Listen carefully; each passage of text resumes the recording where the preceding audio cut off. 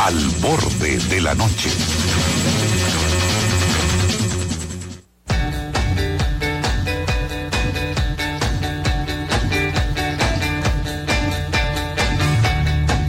De la tarde con 35 minutos y ahora contamos en cabina con el ex vicepresidente de la República, también analista económico, el economista Alberto Dajic. Muy buenas tardes, economista. Muchas gracias por acompañarnos hoy a hacer nuestro análisis económico del día. Gracias, Gabriela. Economista, me gustaría hablar primero o comenzar con la noticia que ha sido en estas 2 semanas o que ha generado preocupación sobre todo para los afiliados y también en materia económica. Es la deuda que mantendría el Estado con el IES, una deuda que parece se trató de desconocer y es lo que hoy también está, no en juicio, pero sí está en la palestra pública y es lo que se está analizando. De hecho, hay pedidos para que se separe por completo de la institución a Richard Espinosa y que se establezca bien culpas con respecto a esta deuda, una deuda que asciende a los 2.878 millones de dólares y según Espinosa pues tendría que ser pagada no solo por el Estado sino también por afiliados y empleadores. Bueno, el tema de la seguridad social es va mucho más allá que esa deuda. El tema de la seguridad social va por esa deuda, va por el 40% de aportación del Estado que ya no se aporta y va por la utilización de la liquidez que genera una caja de seguridad social. Una caja chica, le dice. Es así, frente a las necesidades actuariales futuras. Déjeme explicarle.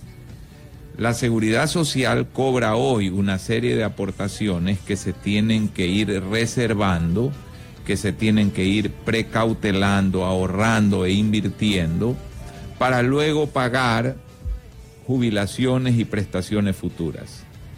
Pero también se las puede gastar hoy. Entonces, hoy hago una serie de cosas que me quiebran a futuro por realidades que son matemáticas, que son exactas. ¿Por qué? Porque hay una esperanza de vida, que es una cosa muy estable, y eso proyecta una necesidad de recursos para pagar pensiones y jubilaciones. Si esa plata me la gasto, yo sé exactamente con un buen cálculo actuarial cuál va a ser mi déficit de aquí a tantos años. Y nadie se atreve a hacer un estudio actuarial serio y decirle al país, en base a estos actuarios profesionales, la conducta del Seguro Social de los últimos 10 años lleva a que el futuro sea así. Eso no se ha hecho. Por lo tanto, lo de la seguridad social es mucho más grave, muchísimo más grave. Y hay una cosa intuitiva y lógica. Si usted gana una cierta cantidad de dinero, le ingresa una cierta cantidad de dinero al mes, tiene un presupuesto mensual, y más gente entra a comer a su casa, a utilizar energía eléctrica en su casa, a vivir en su casa, usted, para poder atenderlas, tiene que consumir ahorros que ha hecho. No hay más, no hay ninguna, o endeudarse. Bueno, la seguridad social aumentó significativamente sus prestaciones, pero no se le dijo a la gente... Se duplicó, me parece, bueno, en los primeros... Mucho más atenciones, que está bien que se hagan, ¿no? Nadie cuestiona que se sirva más a la gente. Más... los afiliados ya podían llevar a sus familiares también. Entonces, si no se aumentaron los aportes de los afiliados, pero se brindaron más prestaciones, ¿de dónde salieron? ¿Quién las financió?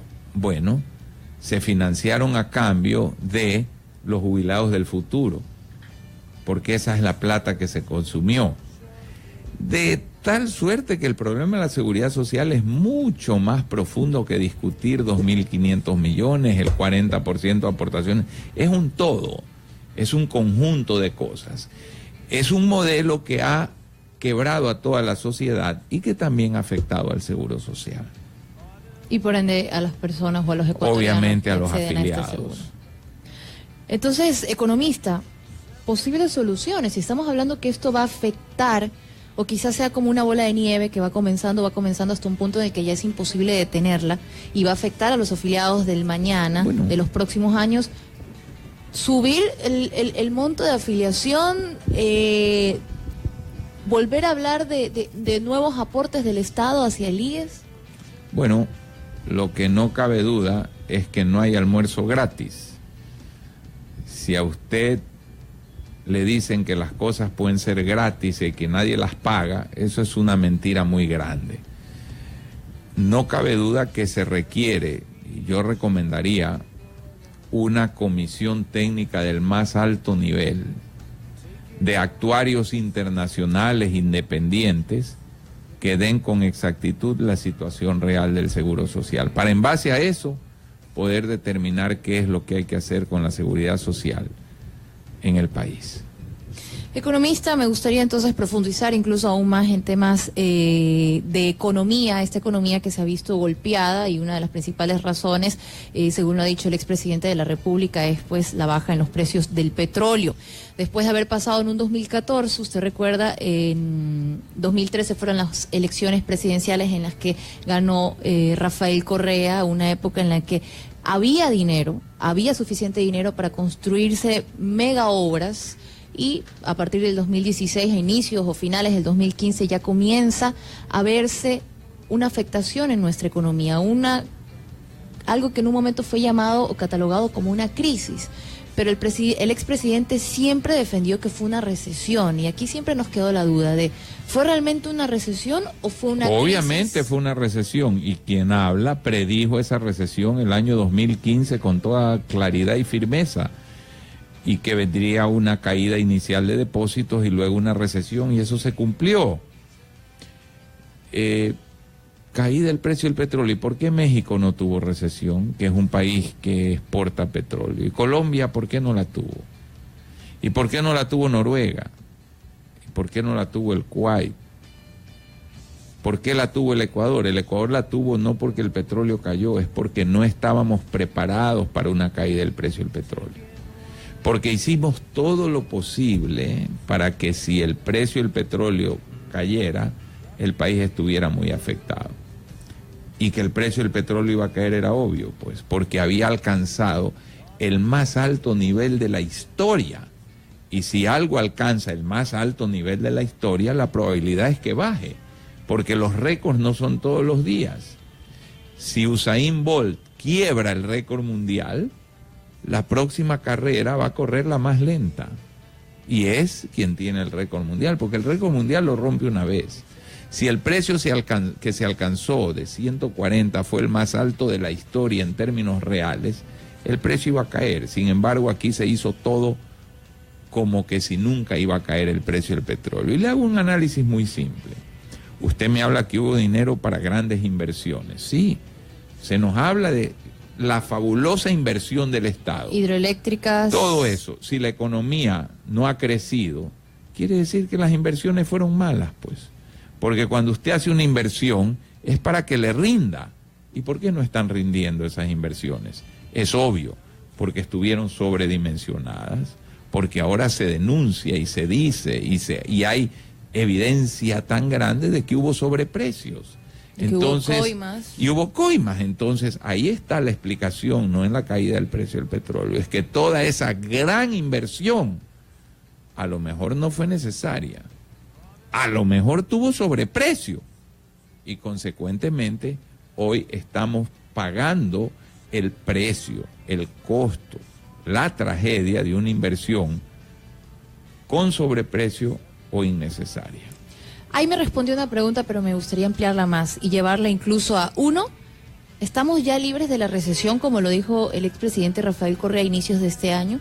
A ver, expliquemos algo. Supongamos que el Ecuador crece 0,5% o un 1%. Técnicamente eso no es una recesión.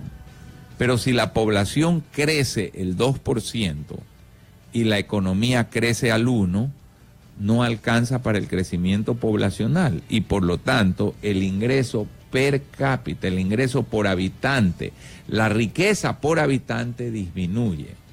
El Ecuador tiene que ver su economía no por el crecimiento del PIB, sino por el crecimiento del PIB per cápita.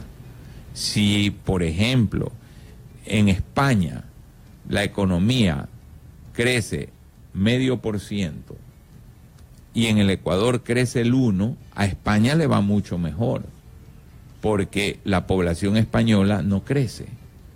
Si en el Japón la economía crece 0,25% y en el Ecuador crece el 1%, al Japón le va mejor porque la población en el Japón decrece. Por lo tanto, lo que interesa no es solamente ver el crecimiento del PIB, sino del PIB per cápita, compararlo con el crecimiento de la población. Bueno, y segunda pregunta era, ¿se justifica entonces las mega obras que se han construido, las hidroeléctricas, todas todas esas cosas se pudieron haber hecho con inversión extranjera y nacional, con inversión privada que tomara riesgos, no con deuda? ¿Por qué? Porque el riesgo lo ha corrido el Estado, y el hecho de que el riesgo lo haya corrido el Estado ha significado que hoy hay más desempleo y están pagándolo los más pobres. Hay recesión económica y lo están pagando los más pobres. El Estado no tiene que ser empresario. El Estado tiene que dar las condiciones para que otros arriesguen su capital, no el Estado.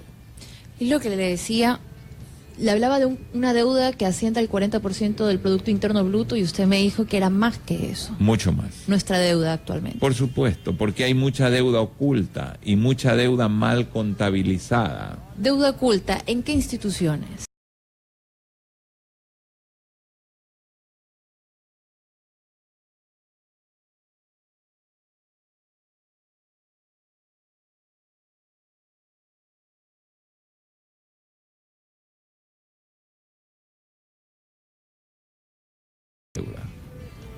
Por ejemplo, hay bonos del Estado, certificados de tesorería, que no están registrados como deuda. Hay deudas entre empresas del Estado que no están registradas como deuda.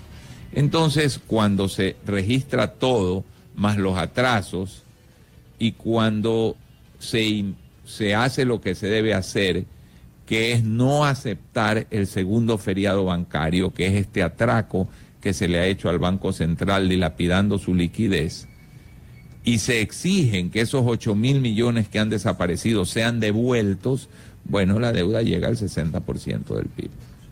Economista, le propongo irnos a un corte porque tenemos que cumplir con nuestros auspiciantes, pero regresar con este análisis económico. Son las 6 de la tarde con 48 minutos, mantenemos este diálogo junto al ex vicepresidente de la República, analista económico Alberto Dajique. Ya regresamos.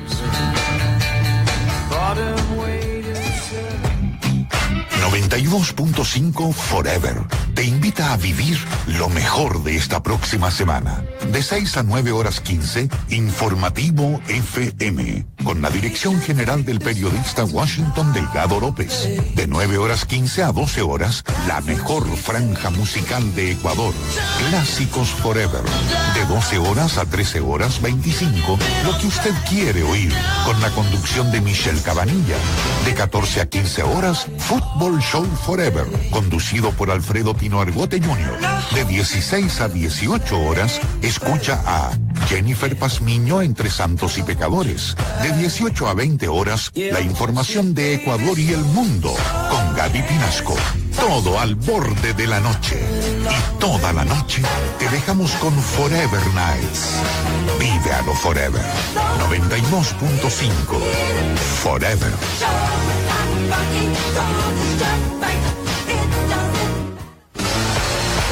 Un espacio publicitario. Hoy puede ser el mejor día de tu vida. Intercambia sonrisas. Comparte buenos deseos. Crea momentos que te gusten. Si algo no te gusta, cámbialo. Haz lo que amas.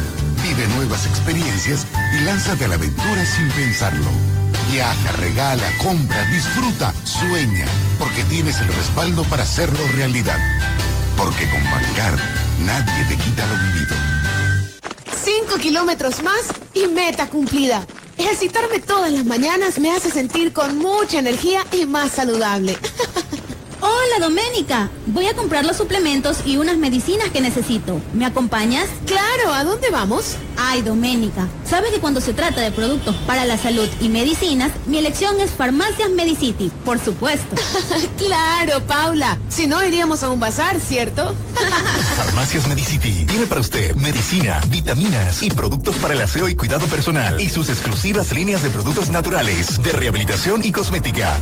En Farmacias Medicity creemos que ser feliz te hace bien. Vivir bien es sentir la brisa, bailando en nuestros rostros. Es motivarnos cada día a ser mejores. Vivir Nutri es escuchar la melodiosa sinfonía de la tierra, es cantar con las estrellas y sentir paz. Es arroparse con el atardecer de las montañas. Vivir bien es lograr nuevos desafíos, es transformar los sueños en realidades. Es despertarnos cada día con una sonrisa y la salud abrazando nuestras vidas. Vivir Nutri es alimentar las costumbres y las familias de un país que crece día a día. Vive bien, vive Nutri.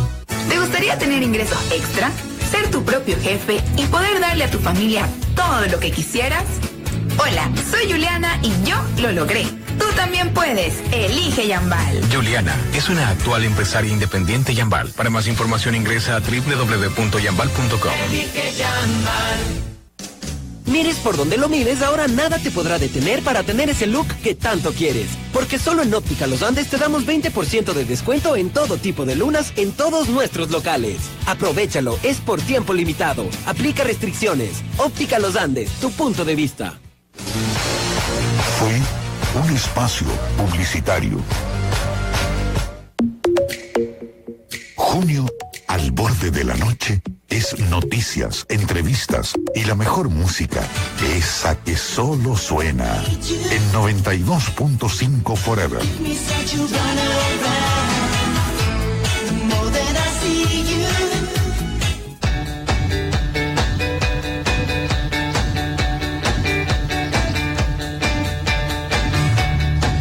6:52 p.m, mantenemos nuestro análisis económico junto a el analista económico Alberto Dajic, ex vicepresidente de la República.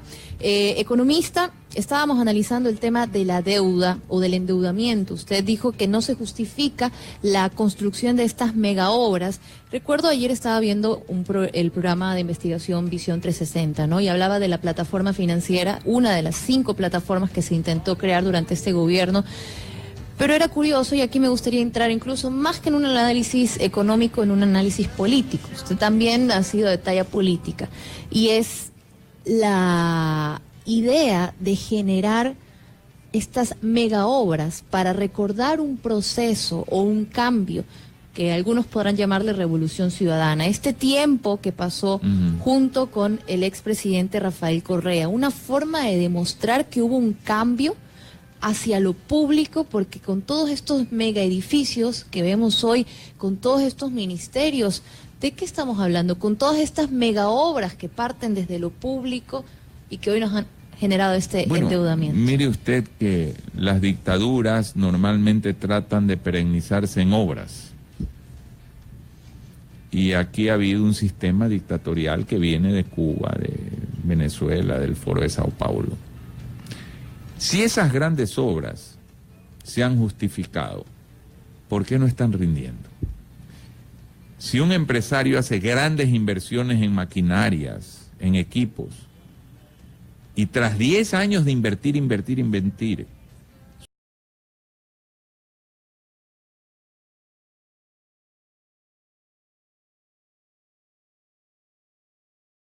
impresionante crecimiento del gasto, que ha demostrado ser improductivo, que ha demostrado que no está rindiendo lo que debería rendir, porque si en el Ecuador el Estado ha invertido la mitad o sea, cuando en el Ecuador como país invierte $100, el Estado es la mitad, mientras que en Chile, Perú, Colombia, el Estado es menos del 20%.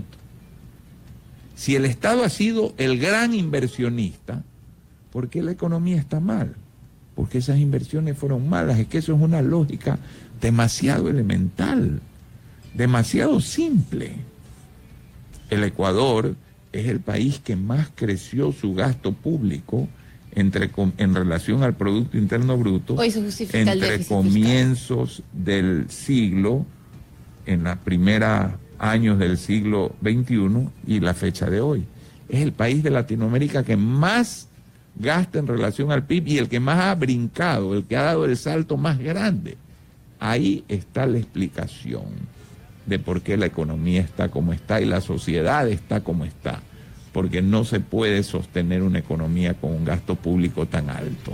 Sin embargo, economista, cuando empezó el mandato del hoy presidente Lenín Moreno, firmó un decreto de austeridad del gobierno. Se eliminaron ciertas secretarías técnicas, se eliminó un ministerio en particular que había sido muy criticado, pero se habla de que la reducción del Estado no es suficiente para luchar contra el déficit fiscal que existe. A ver, se cortaron ministros, pero no ministerios, porque todos esos servidores públicos pasaron a otro lugar. Entonces usted solo cortó la cabeza. Además, se ha dicho que se va a dar estabilidad a los 250.000 o 230.000 trabajadores que están con contrato. Es decir, el Estado no está mostrando voluntad de ajustar, y el ajuste entonces queda solamente en el sector privado. ¿Cuál es el mensaje entonces que usted le pasa a la sociedad? No sea emprendedor, no ponga su pequeño negocio, no se emplee en un lugar privado, vaya al Estado y sea empleado público, es decir, afíliese al partido de gobierno. Eso es lo que funciona, eso es lo que le da a usted tranquilidad. Bueno, ese es el modelo cubano-venezolano, el que quiere hacer que un solo partido controle la sociedad, el que quiere hacer que un solo partido sea dueño de todo y que la gente dependa de ese partido. Y hoy no estamos viendo halos de cambio con respecto, pues, le decía, el decreto de austeridad, con este nuevo consejo consultivo que se ha creado, con este discurso de llamar al diálogo con todos los sectores productivos del país. Démosle tiempo al presidente, exactamente. Veamos cuáles son sus acciones por encima de las palabras. Porque las palabras pueden sonar muy bonito. Usted el día de mañana se consigue un novio que le dice cosas lindas y se casa, y resulta que cuando se casa la golpea. Eso es lo que cuenta, no las palabras lindas. Hay que esperar las realizaciones concretas. Hasta ahora yo diría que las palabras, los mensajes han sido adecuados, alentadores, y hay que apoyarlos. Pero ciertamente esperemos las realizaciones concretas. Necesita las acciones. Concretas. Obviamente, porque el Evangelio no dice por sus palabras los conoceréis. El Evangelio dice por sus obras los conoceréis. Y eso es lo que la sociedad ecuatoriana está esperando. Ahora, no se le puede pedir a un presidente que en 20 días haga todo. Hay que darle un compás de espera, lo merece. Tiene derecho a eso. Pero ojalá nos vaya demostrando que más allá de palabras vendrán acciones concretas, porque hasta ahora el problema medular de que tiene que haber una reducción en el tamaño del Estado no se ha planteado ni conceptualmente ni en un cómo, porque decir vamos a bajar la inversión pública, la pregunta es, ¿y si tuvieran los recursos la bajarían? Si sube el precio del petróleo, por ejemplo, ¿bajarían de todas maneras la inversión pública y el gasto público? ¿Hay una convicción de que eso es lo que hay que hacer o no? Y el tema es que el modelo no funciona. El socialismo siglo XXI pulverizó a Venezuela, al Brasil, a la Argentina, al Ecuador. Entonces ya no insistamos en un modelo fracasado. Tenemos que cambiarlo radicalmente. Economista, pensaría yo que cuando un ecuatoriano nace ya con una deuda que se puede ver proyectada a raíz de o niveles de pobreza o alta tasa de desempleo. Podríamos decir que nacemos con una deuda, porque hoy nuestro Estado está endeudado, está con un déficit fiscal muy amplio. ¿Qué podríamos hacer o por qué medidas deberíamos comenzar a guiar nuestra economía para poder tratar de salir lo más pronto posible de esta deuda? Y lo más pronto no me refiero a de aquí a un año, ¿no? Deben ser varios años. El Ecuador tendrá que deber por muchos años porque su ahorro no será suficiente para las necesidades de inversión. Es un país en vías de desarrollo. Lo que tiene que haber es una política de una economía libre, no controlada, no asfixiada, donde la iniciativa de la gente, la capacidad de crear de la gente esté por encima de un Estado dirigista. La base es cambiar esa filosofía. Mientras eso no se dé y no se sostenga una economía libre por muchos años, el país no va a crecer. Y sin embargo, y por aquí voy más o menos terminando este análisis, el gobierno que los ecuatorianos eligieron nuevamente fue un gobierno de Revolución Ciudadana, fue el gobierno de, en este caso, Lenín Moreno. Se defiende mucho entonces lo social, los alcances de temas sociales que ha tenido estos últimos 10 años y que podrían continuar. Es algo muy bueno porque el Estado tiene igual que velar por los ecuatorianos, pero la forma correcta de manejar lo social para que no se recorte estos avances que han sido catalogados así también por muchos analistas, avances en materia social. A ver, los avances en materia social han sido producto de una lotería, no de una economía sana. La economía ecuatoriana creció menos del 2006 al 2015 que del 2000 al 2006. Es decir, con un precio mucho menor de petróleo, en los primeros años de la dolarización se creció mucho más. No existe manera de tener una política social realmente buena en el largo plazo si la economía no es sana, y nuestra economía no está sana. Solo se puede atender la pobreza y resolver los problemas de la pobreza y las necesidades sociales que derivan de necesidades económicas cuando la economía está sana. Y la economía ecuatoriana ha demostrado que ante el primer estornudo explotó. Eso es una economía muy débil. De ahí que lo social solo puede avanzar con una economía sana. Perfecto, entonces, economista, muchas gracias por este diálogo, pero antes, economía sana, me gustaría que usted lo defina mejor. Economía sana, refiriéndonos a qué tipo de economía. Una economía sin estos enormes déficits fiscales, una economía sin las distorsiones que genera el gran intervencionismo estatal, los controles del Estado, una economía abierta al mundo, una economía con libre comercio para que podamos penetrar y acuerdos de libre comercio para penetrar los grandes mercados, receptora de inversión extranjera, amable hacia la inversión, amable hacia el sector privado. Esa es una economía sana que puede hacernos avanzar. Muchísimas gracias por habernos acompañado hoy. Yo creo que hemos tratado de abordar casi todos los temas en lo económico que nos concierne a los ciudadanos. Después de todo, en la economía está el crecimiento de cada uno de los ecuatorianos y es por lo que tenemos que velar. Muchísimas gracias, economista, por este diálogo. Gracias a usted. Son las 7 de la noche, con 3 minutos. Estábamos conversando junto al analista económico y ex vicepresidente de la República, Alberto Dají. Ya regresamos.